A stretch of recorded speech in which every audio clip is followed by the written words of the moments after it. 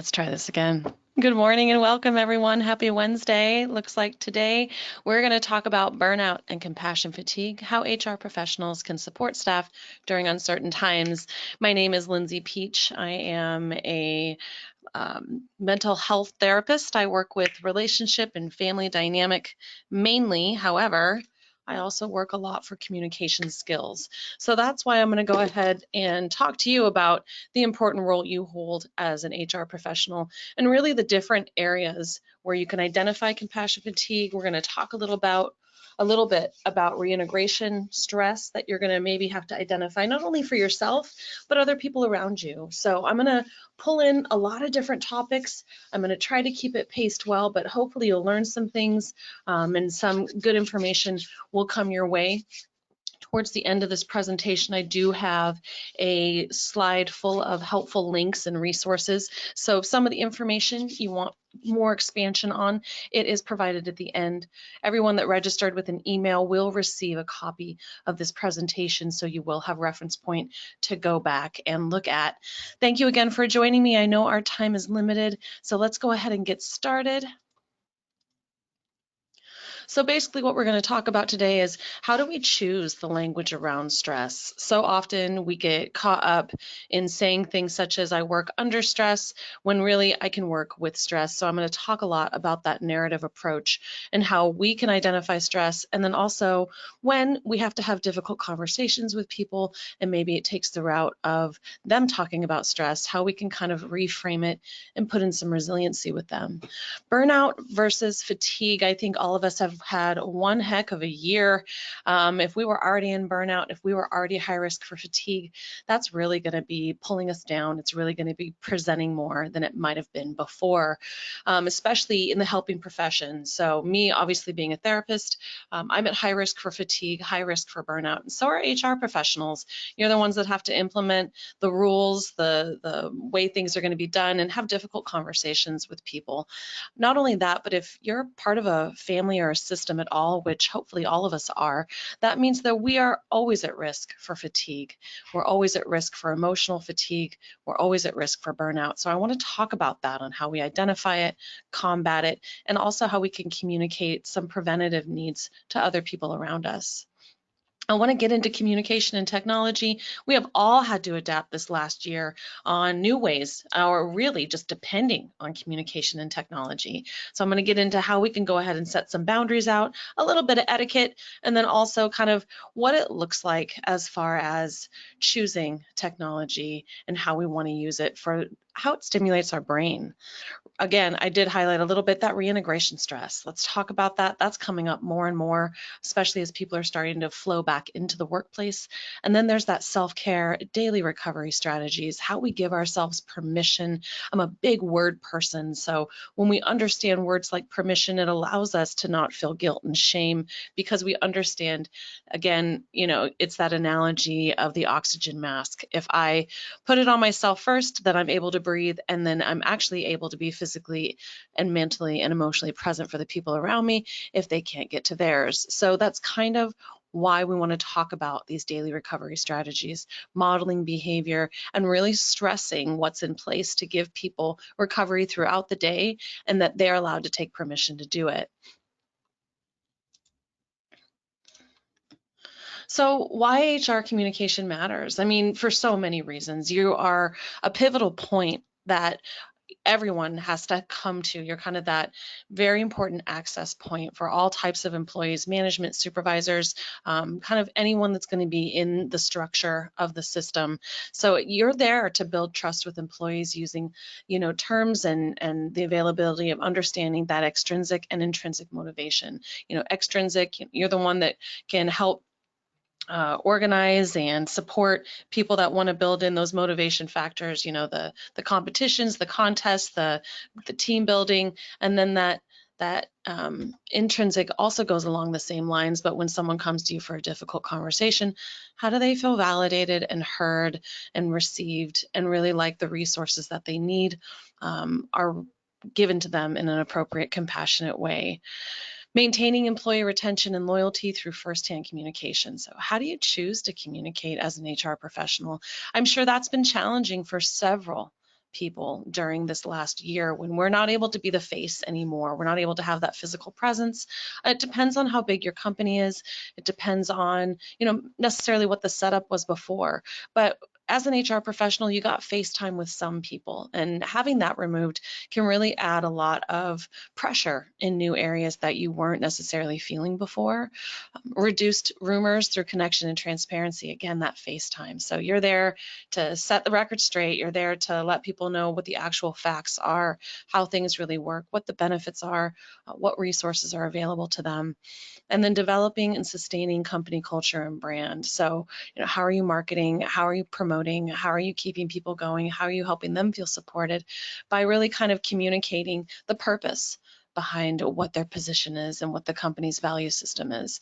So being an HR professional sometimes I don't think is understood with the gravity and the importance of truly what your role is. And also, I just want to validate from where I sit all the different pressure points. It's a multi-dynamic place to sit and a position to hold. I mean, and that's why you have to do, these continuing ed units. It's because constant education in your role and also just constant validation of what you have to go through can really be important for not only your spirit, but just understanding your professional role, maybe in a different light. If you do have questions, I may not be able to get to them all, but there is the question box on here. Don't hit the little raise your hand button. I don't see it, but if you have any, feel free to type it in. And if I can, I'll go ahead and get to it in a timely manner while I read. Normally, I would be doing this, sometimes in person, but since we're here during technology, let's go ahead and try to be as collaborative as possible if you choose to be. So let's talk about stress versus burnout. They are oftentimes swapped, and we hear those terms all the time, but they don't mean the same thing.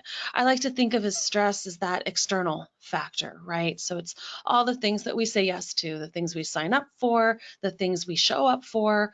It's all the being there at a certain time and, really that added on, physical calendar piece. So that over engagement, when we're super stressed out, we can be reactive, a sense of urgency and hyperactivity. I got to get there. I'm on the move. I'm too busy. I got to keep going. Lost or diminished energy. I'm so exhausted. I just did 25 things today. Maybe your plate's too full, leading to anxiety. Anxiety, when you're really, really feeling high stress, anxiety then tends to creep in, and those can get swapped as well. But anxiety is that tight feeling. I like to separate stress and anxiety a lot because they sit in different places in your body. Stress sits up in your shoulders or even in your stomach or in your head. Where does your stress sit? And then when you think about your anxiety, where might that sit? I know for me, my anxiety is going to sit in my chest as it's weird flutter. It can almost make me hold my breath. Definitely a different presentation than stress. So when your stress no longer seems to be the physical presence and something new comes in, it might be over the stress and into the anxiety, which is the emotional undoing of feeling as though you're failing at everything you signed up for. And that's part of that physically tolling. It does take a toll on your body. Now you've got two physical warning signs of stress and anxiety. Now, burnout is really that deep-seated emotional, kind of almost an apathetic feeling. I think a lot of us have gone through that. Burnout can really present similarly to fatigue, but it's not necessarily the same thing. So burnout is when you're disengaging. You are not signing up for nearly as many things, blunted or distant emotions. So something that might have really excited you, all of a sudden you're just like, sure, I guess I can go ahead and do that. That sense of helplessness. I have way too much going on and I don't feel like I can control anything around me. Motivation is lost or diminished. I'm not going to sign up for anything new. I'm barely getting done what I need to get done during the day, leading to feelings of depression, definitely. And then emotionally tolling. All of it's going to be emotionally tolling and physically tolling at some point. I mean, even that stress, when it leads into anxiety, then it's physically and emotionally tolling. So think about how expensive you want your lack of mental health or well-being to cost you. So we're going to get into ways that you can go ahead and start preventing this, but let's also discuss ways we can identify more differences between what might be presenting not only in yourself, but in the employees that you help support. So this is a great slide to kind of use as an educational piece for other people when they might not know the difference. It's a good way to highlight it and give people kind of a starting point. And now let's talk about like some differences. So we just talked about stress and we didn't talk about fatigue. Let's talk about fatigue. So compassion fatigue, it's a thing. It's a real thing. And it's not just because you hold a position such as a therapist or an HR professional. It can be if you are a caregiver to another person, whether it be you're a parent, if you are the sole breadwinner of your family, if you have young children, if you have a partner that requires a little extra help, if you're, again, part of any type of a system, you are at risk for compassion fatigue. And that refers to the deep emotional and physical wearing down that takes place when helping professionals are unable to refuel and renew. So compassion fatigue can present very, very quickly, and we may not always know that it's there. We may not understand where it's coming from either. You might say, I don't really get compassion fatigue from my job. I've kind of got it under wraps. It's easier to compartmentalize. That doesn't mean that you're out of the woods. If you have kind of a taxing home life, family situation, personal life, that could also lead you into compassion fatigue. So when people come in or you have to have difficult conversations, that might be something that they are experiencing and they just don't know the words for it. So learning that phrase is really important to start a new type of conversation. Then we go into burnout. I think most people have hit burnout once, if not twice, throughout this last year. It's been a crazy year that's required emotional flexibility, physical flexibility, mental flexibility, and we're just not Gumby. We're not able to bend that quickly and move around with ease. It's uncomfortable. And it has to do with the feeling of being overworked and can include stress and frustration about the workplace, the ambiguity, all the changing rules, all the changing location and technology. It can absolutely lead to burnout. Now, one of the pieces that I find can also be overlooked is vicarious trauma. Now, trauma is a buzzword and it gets people kind of on the edge of their seat, but vicarious trauma is something that I think all of us have had a little piece of in this last year because we've had a worldwide pandemic. And that pandemic, there's been a lot of death, there's been a lot of dying, there's been a lot of uncomfortable conversations with maybe young children or watching our own concern for our parents or elderly or at-risk folks in our lives. And that absolutely needs to be discussed as a factor when people aren't functioning as well as they could be or starting to really fall behind maybe in the positions they hold in your company. So as an HR professional, these top three things might be reported by managers in different verbiage, but it's actually what's going on with all the employees in the system. And compassion fatigue during uncertain times presents a little bit differently than it normally would because we're dealing with our own grief and anxiety about everything that's going on. As an HR professional, and I mean, even as a therapist myself, we really have to keep our things tight to the vest and we have to know how to navigate our own feelings appropriately. It's very tough when we also have to offer constant support to those around us and we feel unsettled in our own skin. Being separated from colleagues who provided us with support and sense of community, I have had so many of my clients and even just myself really of understanding I took for granted that 2-second exchange when I walked down the hallway of saying, hey, good morning, how's it going? And now I don't have anyone around me, and that really leads me to feeling like, wow, what is going on in that person's life? I feel like I don't even know them anymore, and I want to get that engagement back. That can lead to feelings of resentment and frustration, and people can start checking out because they don't have that space. Guilt about practicing self-care or taking time off. A ton of people have gone through this. When we get stuck in comparing our situation with other people or really trying to say, everybody needs to pull together. We know it's a hard time. I don't have the right. And that goes into that permission piece I was discussing in the very beginning. Practicing self-care, using those breaks and lunches. I'm going to get into that. Using transitional times, talking to the employees that are underperforming when they do come into your office in a compassionate way, sending them to an EAP so they can talk about all this stuff with a professional such as myself.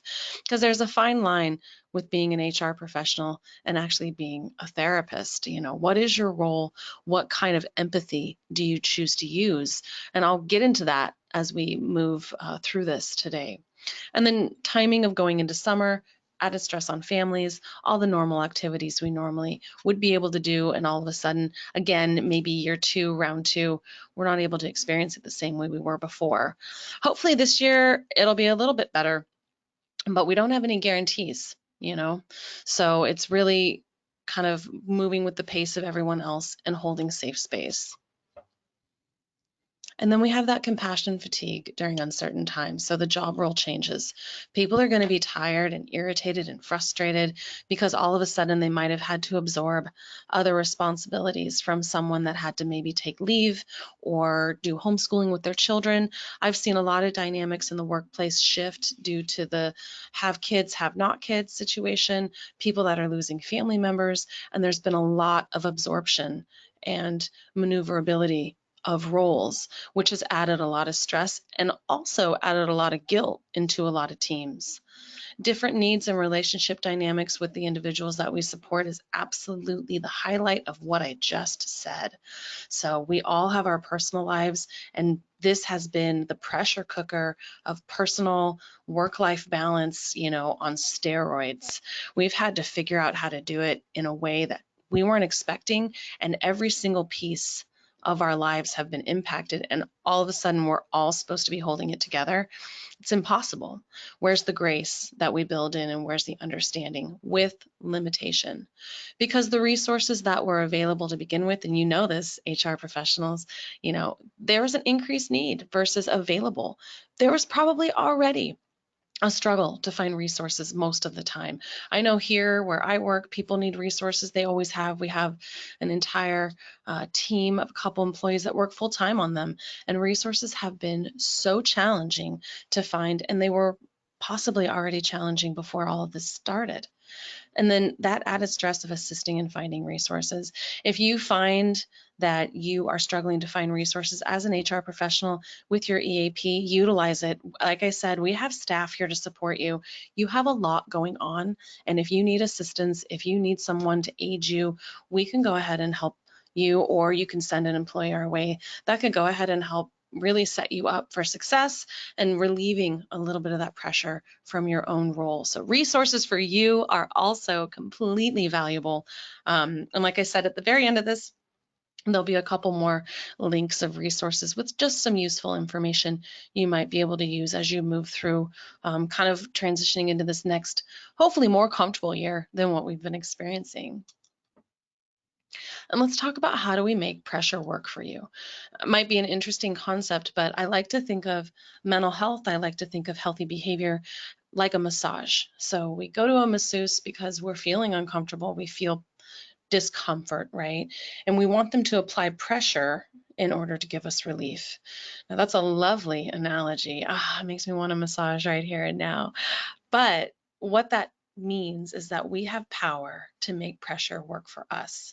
Now, if we go ahead and we look at Maslow's hierarchy of needs, that's that fancy little icon or picture I have over there.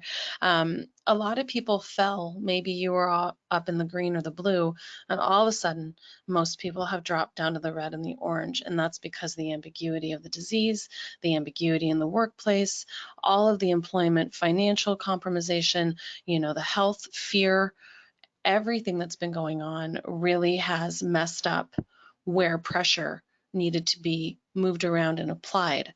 So how are we going to choose that stress perspective? When I first started talking, I stated, how does stress and that conversation come up, not only in your own head, but when you're sitting with other people? I like to pay attention to this because, like I said, I'm a narrative therapist. So when my clients come in and they say, I'm just under so much stress, I take a deep breath and I breathe out and I say, let's stay there for a minute. Did you hear that you said you're under a lot of stress? Let's talk about how you're able to work with it. Now, if we want to figure out how to manage stress, a way that we might switch that is, I have a lot of stress I need to figure out how to manage. What that does is it takes the power and the helplessness out of the stress that's coming down on top of us. And that's when we need to really think about our time boundaries. Time boundaries are a way that we can go ahead and start reducing stress in very small factors as we move through our day. That's where we, as people that model behavior and discuss, uncomfortable things such as someone's performance with them, we need to talk about, what are your boundaries around start times, stop times, break times? The reason why the law exists for breaks and lunches is because it's a recognized need of recovery. And that's part of time boundaries. I'm a huge proponent of taking breaks and taking lunches. And when we do take breaks, when we do take lunches, not only do we need to be modeling them for the people we tell them to take, but we also need to understand what recovery really means. Because recovery means getting off that screen time. If that's all we're doing, and staring at the screen, and all of a sudden I take a break and I'm staring at another screen, a little food for thought is that literally does not allow my brain to create long-term memory. I'm literally staying checked out and I'm not recovering at all. Take a walk, figure out mindfulness, maybe do a meditation exercise, maybe do a small breathing exercise, but how are you taking your breaks and lunches? How are you spending your time away from technology so you can go ahead and actually recover? A lot of times we find that all of a sudden we don't have good enough time boundaries, and then the time that we have off, we just spend staring at TV, or we take a wellness day where we lay in bed all day long and we just do nothing. That's not recovery. That's numbness. That's fatigue. And it starts presenting more and more. So as an HR professional, talk about, I like to think of it as workday hygiene. What's your habit for hygiene? And I've got some more tips as we move through this. Let's talk about communication and technology. Oh my goodness. I bet all of us feel this. I know I do. My whole job is to sit with people live, and I don't get to do that anymore. I work with couples. Now, anyone that's listening and they heard that, all of a sudden you're probably like, wow, doing video with couples must be awesome. It is awesome. It's a whole different challenge, but it gives you digital fatigue. I'm on Zoom. I bet we all have Zoom fatigue. It is a real thing. One more thing I have to show up for, stare at a screen, but I'm not really with people. Before all of this started, all of us really talked about, technology and being able to, do virtual and all the streaming and everything. And we thought it was awesome for connection, but really it was just access. And I think over this last year, we've been able to really feel the fact that it is access, but it is not connection. And we're really understanding the digital fatigue because of it. So when face-to-face isn't possible, the boundaries need to be even tighter on screen time and availability, also known as accessibility to your person. And that's something we can communicate to every single person we work with as an HR professional. So how do you choose what you need during the day? Maybe a phone call is something that you prefer just because you've been staring at a screen all day. If you need to touch base or talk to someone and being with them in person isn't possible. Maybe email, maybe a socially distanced meeting if that's possible in person. It just depends on what the dynamic possibilities are. Communicate business hours and expectations when you will respond. And that goes for everybody. If you have an employee or a supervisor or a manager and they're demonstrating that fatigue symptom or the burnout symptoms, talk about or send out an email, to groups about business hours and boundaries, like if possible, turn off all the alarms and alerts after hours. If that's something that's going to trigger you to get back on your computer, which is also in the same house where you live, it's even more important for people to really have tight boundaries during this time. And then diversify, the types of technology. Again, is it going to be Zoom? Is it going to be over the phone? Does an email work? Is there a way for you to go ahead and set up something, even in the office, if it's far enough away where it's 3 people in a meeting room with enough space, whatever works for you? How are we going to then start this reintegration process at the same time, right? And then the professional technology boundaries, right? So think about what works best for you. If managers are concerned that they're seeing fatigue and burnout on, their teams, talk about how they can lay down those professional and technology boundaries. There's a lot more tips on this and a lot more detail on that resource page at the very end of this presentation. If you're curious about how to kind of structure that, it goes into much more detail than I did just here. And let's talk about managing that technology stress. So again, those personal technology boundaries. Are you then quitting work and then all of a sudden you're back on the tablet, you're back on TV? There's this thing that I read about, it's called digital citizenship. I think I want it to catch on. So digital citizenship really, and again, there's going to be a link on the page that talks about it, but it's all about how you in the office and in home demonstrate personal technology boundaries. When someone comes in, go ahead and take the earbuds out, fold the laptop down, give them attention. Don't just say hey and barely look up from your computer. How do you put it aside? How do you go ahead and leave your phone out of the way if you're in a Zoom meeting? How do you go ahead and, really create as much connection as you can with the technology and then also without the technology, and use it to protect and consolidate your time, really. So, if you don't need to be on it all day, or you do, if you have to be on it all day for work, when you go home, how much time do you really want to give it? Games on your phone, social media, even reading ebooks really prevents you from processing the world and forming those long-term memories. I have a lot of my clients that have started doing Audible, which has been really nice because it does work as an unplug hour. If you want to walk, use them on breaks. And there's a lot of really great, Audibles. There's a lot of great podcasts, but that is considered an unplug option because, again, it's allowing your brain to be stimulated via a voice. Also, practice silence. There's nothing wrong with sitting in silence for 5 to 10 minutes. And if you feel uncomfortable by doing that, start with a minute, but move into it because silence is so important for our bodies to recover, for our brains to recover, for our mind and our mental wellness to recover.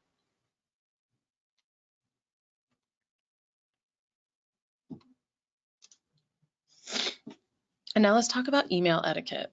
So email etiquette, yay, we all love email etiquette. I'm sure there's been a few of you listening to me today that have had contention between people because of email etiquette and misunderstanding. So, use standard fonts, include a clear subject line, use professional email addresses, use professional greetings, but also match the work culture. Some businesses aren't as large. It depends on who you are emailing, but try to keep them as professional as possible. Be cautious to reply all. That is a huge one that's added a ton of stress to people during this time, especially because we're so digitally heavy in this area. When you hit reply all and it's that you're late to lunch, we don't probably need to know that. If you hit reply all when you could have just emailed one individual or picked up the phone and called them or used an IM, that'd be much more effective than everybody needing to have another alert that can honestly ramp up anxiety, ramp up stress, and start increasing that burnout and fatigue level in people. So talk about email etiquette, double check the attachments, proofread, keep a professional tone, and then reply within a designated time, 24, 48, 72 hours, however you laid it out. If you find that you said 24 hours, you're not able to necessarily do that, it's okay to extend it to 48 if possible. How do you go ahead and, again, use your time wisely? Stretch it out. Procrastination can be a skill. It's not necessarily a negative trait. You just have to understand how to utilize it. And we can also talk to people about ways to do that. And now let's really get into some reintegration stress as a community. So there's a lot going on when we think of, people might be able to come back to work because they see it as a controlled environment. And that doesn't mean that they're not also contemplating, maybe they sent their kids back to school. Maybe there's other things in the community that have nothing really to do with work, but it does ramp up stress in the individual. What can happen is they start really presenting with different behavior, such as, changes in performance, productivity, irritability, absenteeism, difficulty working and changes, apprehension to sharing physical space, or even wanting to do anything outside of the workplace. I know a lot of people are really excited to start maybe doing, team building exercises to reintegrate everybody. Everybody might be still figuring out this whole exposure piece, right? Maintaining social distancing and still being reactive to passive connections by saying, hi, it's nice to be back. That is important. It's normal to communicate and normalize feelings of anxiousness. When you do step into someone's office or workspace, be careful to wear a mask, just out of courtesy.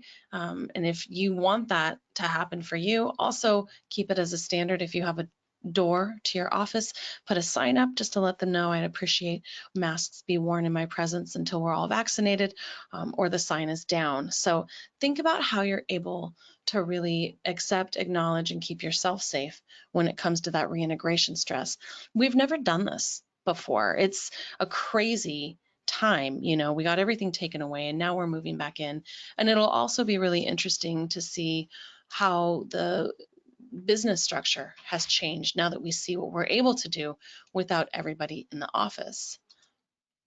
And we really, really, especially as an HR professional and myself, as a therapist, talking about that reintegration stress as an individual, acknowledge and normalize your fears. So not only in yourself, but when people come in. So this is where I'm going to spend a little bit more time, I think, on this slide to really talk about, what your role is as an HR professional. And if you have the underperformers, if you have people that have really high anxiety, stress, or fear around this, this is the time to use what we call cognitive empathy. Cognitive empathy is when you can acknowledge someone's feelings and you can hold space momentarily and then route them into reasonable resources. So if someone comes in or they've been referred by a manager, like, maybe you need to speak to HR, seems like you're undergoing a lot of stuff and they might have resources for you. Or if you want to talk to managers as well, cognitive empathy allows you to sit with that person and say, it makes perfect sense. You'd be stressed out, burned out, fatigued. We've all had to go through an unreasonable amount of change this past year. Why on earth are we able to have a reasonable response? Right there, you identified it. Then you say, I'd be more than happy to go ahead and direct you to people that might be better equipped to help have some conversations with, such as an EAP program. There, you got them a reasonable resource, and you didn't have to have a lot of content heavy emotional holding with the individual. As an HR professional, it's wonderful to be compassionate, but it's important to have those emotional boundaries. It's really important to understand where not to blur that line and keep yourself safe from your own compassion fatigue. Communicating stressors as transitioning back, as a family member, really saying, we all are transitioning back in so many different areas. How are we able to really talk and normalize about our fears, not only ourselves, but also with the people around us and in our families, and also within our teams? What kind of information and education are you putting out there preemptively with managers around, the language we want to use when it comes to that reintegration stress as an individual and then as a teammate? What are the rules? What are the boundaries? What are the standards? And again, let's talk about work hygiene. We have bedtime routine hygiene. We should have morning hygiene and routine. And then throughout the workday, we kind of just let it fall apart. But it really needs to be talked about now when everyone's going to be coming back together. So let's talk about self-care. Oh yeah, self-care and the permission. So concepts of self-care. It doesn't need to be fancy. It needs to be manageable. Self-care is understanding that you need to be cared for first before you can honestly be available to care for other people without guilt and without shame. Now, what I just said is not necessarily the most popular thing, and I understand that, because self-care, a lot of people struggle with, but I have all these other responsibilities. Those responsibilities are going to get 50% of what you could truly offer if you don't take care of yourself. Self-care means modeling behavior. So one of those things that we really can discuss are transition times. Transition times of self-care, and this as an HR professional, I think being a great manager, leader, HR professional, therapist, I get to have the conversations. You might get to get the information out there. Self-care is, how are you starting your day? Maybe you start with exercising or just eating a decent meal, maybe doing a little bit of mindfulness and then easing into your moment. That sets the stage, right? And then throughout your day, create time in your schedule. Give yourself permission. Really stress the importance to your employees of breaks and lunches. They need to be taken. And it's not because you want them to not be working. It's because you want them to be working as well as they can when they show up for the job they said and are able to do. So we also need to model that. Some managers have chosen to go ahead and put breaks and lunches on their own calendars so they can model it for everyone around them. Oh, I see my manager's on a break right now. I can go ahead and contact them after that. When we model the behavior during the day, we're able to show people that we value our own recovery, and that not only that, but they have permission to do the same. Now, here's the big one that I see with families. Like I said, I really work a lot with families. I'm a parent myself. One of the things that a lot of people get stressed out about is when they add pressure going from workday to personal life. Now, we have time between those two, but oftentimes people move right into that next moment and they try to grind those gears, and you're just going to ruin your uh, your whole transmission. What you need to do is you need to talk about that space with the people around you. With my own family, I've chosen to take, my first 30 to 45 minutes where I'm going to exercise, I'm going to stretch, I'm going to do mindfulness. My son can go and do his little list of options for his, kind of downtime. And then we come back together and we're able to actually be present and available. Transitional times are huge. Do them for yourself, do them in your family, communicate it to your team, communicate it to the managers and supervisors. And that's how we're going to talk about, choosing the conversation around stress. So when we choose conversation stress, we can talk about what's avoidable stress. Now, this might seem really silly, but when we talk about stress and we think about ways we can cut it out, not only in our own lives. So half of this presentation is for you to get skills and tips on how to help people around you. But the other half is for you to prevent your own compassion fatigue, to prevent your own burnout, to prevent your own. So as HR professionals, you deserve to be cared for too. And you're humans, right? Sometimes people forget it. Like, I'm human too. And so when we understand choosing conversations around stress and choosing stress, we have so much power in that moment. One thing that I know is a really small piece, and others might be like, that's an interesting way, or really, is playing video games with my son. I really don't like them. They stress me out. I feel anxious. And he and I play together because it's fun. We set our limit, so 1 hour. I'm truly, truly good with time boundaries. So 1 hour to play video games. But we would play, and I would find that we're kind of snapping at each other. We're both getting really irritated. And the whole point was to have fun, right? Well, right then and there, I see, whoa, this is avoidable stress. So I finally told him one day, I said, hey, I'm feeling really anxious. I'm feeling really stressed. I'm going to take another turn and then put my controller down because it's avoidable stress. And I did that several times for, maybe a few weeks. And then all of a sudden, and he still does it now, and he's 9. But then all of a sudden one day he's like, Mommy, I'm feeling really anxious. I'm going to take one more turn. This isn't fun for us because this is avoidable stress. And he put his controller down, and we are modeling and we are learning and we are taking small pieces that really can contribute to our next moment as stressful and avoiding it. We don't need to feel that. So when you think about tiny points of stress, do you really need to interact with it? Or is it something you can rework and not interact with to save yourself some energy? Now, the video game is one piece, but there's lots of other things you can do. I had someone that had a really, really difficult time driving. And she would just go from 0 to 100 with like the road rage and the irritation. And so we came up with the idea of wrapping her steering wheel in bubble wrap, which is kind of silly, but she was like, this is like the best stress reliever I've ever had. Now I'm kind of just entertained and it stimulates me in a different way. I mean, get creative, right? Choose. Choose your stress. Offense is a choice, stress is a choice, and joy is also a choice. We just forget it when we get lost in everything else, and maybe we do have higher fatigue, when we do have higher stress than normal.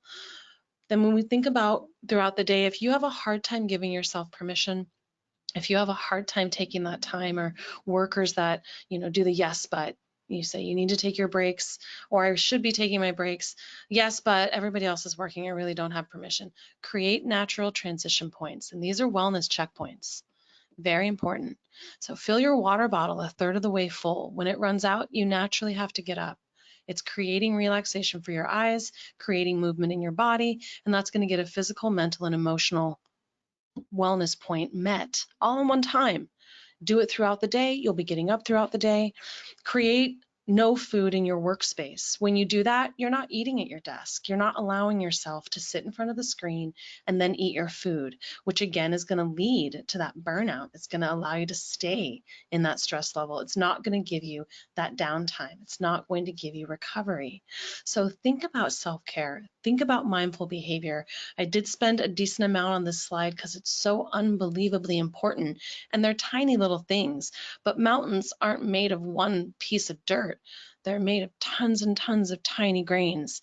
So if we think about our mental health as far as forming a mountain, I'd really, really prefer to have a little tiny hill that I need to get over than a mountain that I haven't bothered to notice and I've kind of just keep sweeping it aside. It's an interesting analogy, and I hope that made sense to some people. So now I want to go ahead and get into, this is the resource link page. So the resource links, we're going to talk about, healthy children, family life balance, how we can go ahead and come up with family media plans. If people say they're really struggling in that area, maybe get it out to managers and supervisors or yourself. HR, you are people too. 5 ways to tell yourself if you're a technology distracted parent or just a technology distracted person. It was an awesome article, super helpful, very well family. So ways technology is impacting teens and sexuality. If you're worrying about that, children exposure, now that we're all in digital, we really need to be thinking about what might be creeping in, how can we better keep ourselves safe? And then ways to set boundary around email. And then there's a little video. It's an awesome little video, and it's all about mindfulness. The whole practice is about 5 minutes long, and it walks you through this wonderful little cartoon mindfulness structure. So if you want to just take that, email it out, that's a good way to cheat sheet a real quick recovery time throughout the day when you want to take breaks. When you do it, it talks about breathing, and by the time you finish, I guarantee you're going to feel more relaxed. Oh my gosh, we made it. It was super fast. Sometimes I get a little excited. I didn't have any questions come in, which is totally fine. I just wanted to make sure that I got the information out there. Hopefully you learned something, or you got a refresh on something, or you found this valuable in some point to help you kind of not only be more impactful at your job, but just in your overall personal life and self. If you need anything, if you want to find more about our resources, there's our phone number, 800-433-2320. You can always text us. If you want to consult with a therapist such as myself, even just to discuss maybe what resources are available, we'd be more than happy to talk to you.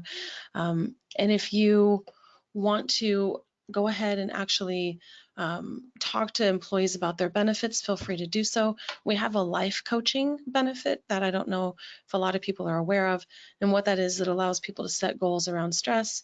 It sets goals around communication style, and it doesn't dip into any of your mental health counseling sessions. So if you want to check more out about that, feel free to give us a call and maybe go ahead and go over your benefits. And so, yeah, somebody asked if the resource links will be emailed and copy the slides. They should be. So if you have any questions or you need it sent to you, we can go ahead and get that to you. Absolutely. It's a great resource link, not just because I made it, but it really is. It has a lot of good information. Again, thank you so much for joining me. Everyone's time is valuable. Everyone's energy is limited. I appreciate you so much. Take care of yourselves and each other. Thanks for doing what you do.